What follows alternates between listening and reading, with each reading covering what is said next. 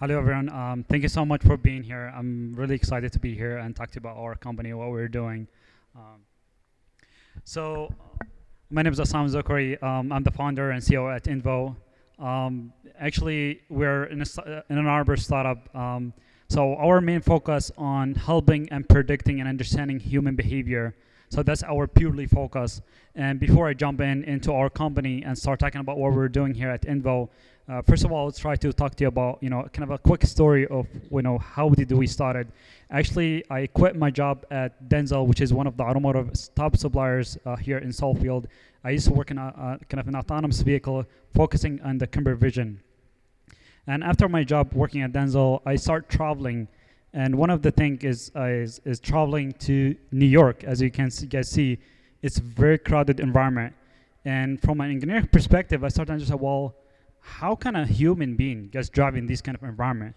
Well, how about autonomous vehicle? How autonomous vehicle can drive in this area? How can they predict and communicate with human? And that's exactly how INTVO was created, is to address less discussed subject around the vehicle, which are pedestrians. Pedestrian that has been on the rise for over a decade, especially here in the United States. Imagine, pedestrians that's, people nowadays are so distracted, especially in the generation. When they cross the street, they're not paying attention to the vehicles, and they're looking at their cell phone, and accident can occur. So at INTVO, actually, we're using computer vision. We're using machine learning to understand and track human behavior, how these humans behave around the vehicle, and what is the action that the driver needs to take. So technically what we're doing is we are using computer vision, using machine learning to extract some features from your body and take the information and feed that to the vehicle, and we can alert the driver that somebody's not paying attention, and we can take control of the vehicle. So this is kind of a quick talk about our product. I'm not going to go so much in detail. This is just to talk about that we're looking at interactions, how humans interact with the vehicle, looking where you are looking, or if you're distracted, we can extract features from your body and understand that person is distracted. Or also maybe sometimes a person start waving at the car and telling the vehicle to stop. And that's exactly what we're doing, taking that information and feed that to alert the driver if somebody is interacting with the driver. So this is kind of, I don't know if I can play the video here. Probably not. That video gets kind of describe our technology right now. We're actually testing our technology in Japan. And of course, our main priority is testing in the United States. We've been doing a lot of testing here in roads in Ann Arbor, in Detroit, and also doing testing in Chicago as well. So we have a lot of attractions from big automotive suppliers and OEMs. So since the beginning, since we started, we've been collecting a lot of data, and that's part of the machine learning is data, and that's what we've been doing so far. And we had a lot of attractions. Last week, we met with the governor, where she announced our pilot. We received a funding from the state, which deploy our technology in Ann Arbor. So we already launched 2 pilots. We have 1 pilot in Ohio, Toledo, where we integrate our system into the bus system, where we can track how humans behave around the bus, and we can alert the driver. We have another pilot, as I mentioned to you, in Ann Arbor. This is from an infrastructure perspective, where we're looking down at pedestrians and track how pedestrians behave, where we can alert the driver. Similar, but this is from a connected vehicle. So as I mentioned, this is our automotive suppliers that currently we work with. We're about to launch another pilot in the next few weeks with these big automotive suppliers. You have Denzel, Continental, and Zanuri. And another startup that we're launching another pilot in Ann Arbor. So the market that we're targeting, as you guys know, it's huge. So what we're building is we're building only a piece of the software that goes into the vehicle. And that's how we're going after this. We're not building a fully autonomous vehicle. We're just only build of the piece of the software which enhance the current ADAS product. So this gets to talk about the market that we're going after. So how can we sell our product and how can we make money? Well, we already start working with automotive suppliers where we can get this piece of the software which enhance the ADAS product. Talking about level 2, going to level 3, and going to all the way to level 5. That's exactly what we're going after. And that's how we can start, charging, licensing our product like $10 per vehicle to each vehicle that's going to the road in the next 2 years.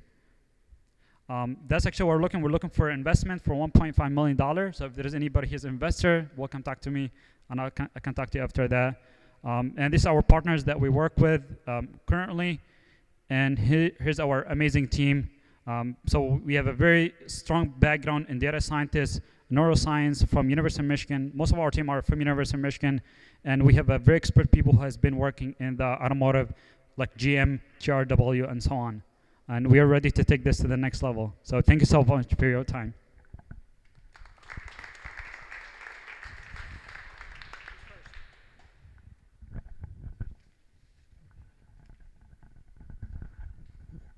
Who would you consider to be, at the current time, your largest competitor?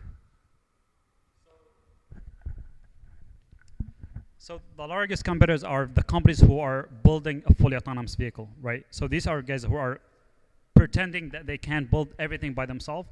And we believe that if you're a fully autonomous vehicle company, you cannot do everything. So, and for us, we kind of consider them as our competitor because they're building the entire system. But as I mentioned to you, we're going after the automotive suppliers because they're the one who understand the current market.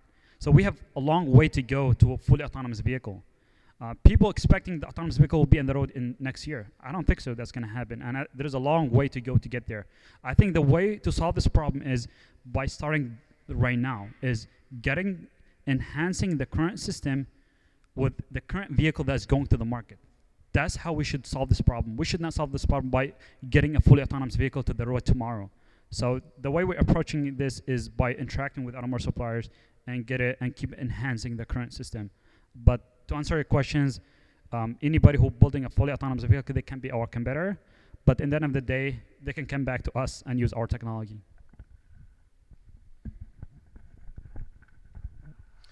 Yeah, also a really good job. By the way, it's exciting to see an advancement to path prediction by augmenting it with human behavior prediction and intention recognition elements. It seems like you're building up all the data now to be able to do that. Have you taken the steps beyond the data to translate the video that you're capturing into the elements of alert versus non-alert? Have you gotten to that part yet, or is it just still in the data collection? Yeah, to answer your questions, we have get to that part. Right now, our next step is integrating this technology into the vehicle where we can alert the driver. So that's kind of the next step. So is that like a beep when I'm backing up? Well, maybe if you go in front, it can be non-alert as a voice alert. Okay. Michael, you're going to hit someone and Good job, thanks. Can you be a little more specific about how your development is different or better than what the OEMs and tiers are doing themselves? Well, I mean, talking about the OEMs and automotive suppliers, they know themselves that they cannot do this, right? I mean, of course, they have they have the money, they have the resources to do that. But when you talk about automotive suppliers or OEMs, it's a big problem, especially when you talk about autonomous vehicle. So as I mentioned, right now we're already working with the automotive suppliers, and they already know that they need to outsource this kind of technology from outside. And what makes us kind of much unique, that we have been gathering a lot of data since we started that only specific to human behavior. And our team are unique, that we are purely focusing and predicting and understand how human behave. So we have neuroscience people that really understand and this kind of area. So the good advantage, as I mentioned to you, is for a big company, yes, they can do it, but how fast can you do it, right? We're quick, we're very fast. We can get this technology sooner than these big OEMs or big automotive suppliers. And that's why they start coming to us and getting the need of help. And this actually normally happening in automotive, actually, is outsourcing some software.